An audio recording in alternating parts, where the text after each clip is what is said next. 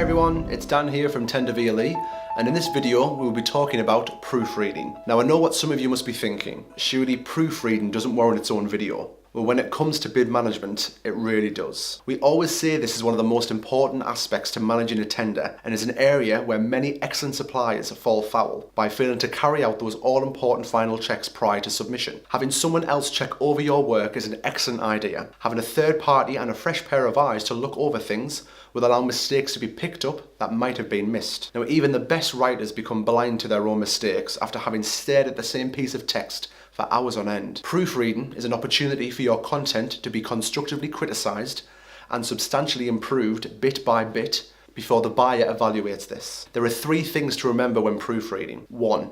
Know your deadline. Never leave the reviewing of work to the last minute. There is nothing worse than rushing through or skimming over important work with a looming deadline. There could be major changes that you've missed, and you don't want to rush to rectify these. So always allow for a few rounds of drafting. You might end up doing 1 or 2 drafts or more than half a dozen, depending on the workload and the level of precision required, of course. It might be a pain, but it is better to get it right than to lose marks over content. 2. Change your reviewer.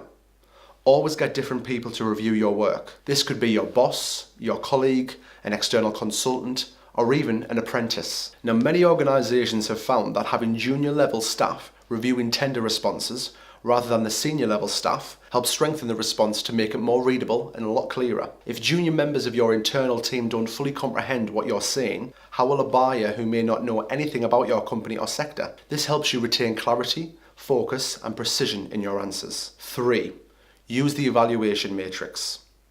For public sector works especially, the buyer will be providing insight into how they will be evaluating the works. This is usually a prescribed table that shows the scoring method and usually details what you need to cover in the responses to receive the higher marks. Now use this to your advantage and make sure that when you are reviewing work, that you are reviewing it in the way the buyer would. Ask yourself, am I fully answering the question here? Am I demonstrating what they have explicitly stated they are looking for? If the answers to these questions are no, then some rewriting is needed. Always have someone else in your team act as the purchaser and ask them to evaluate your responses based on the criteria set out in the specification or evaluation matrix. Remember, another person will read your work with a more of a critical eye. If you require any further support with your tendering, writing and proofreading efforts, or want some free advice, make sure you get in touch with our dedicated tender consultants team today, and you can also get in touch with our industry-specific account managers or join the discussion on our LinkedIn forum. Thank you very much for watching, and we'll see you in the next video.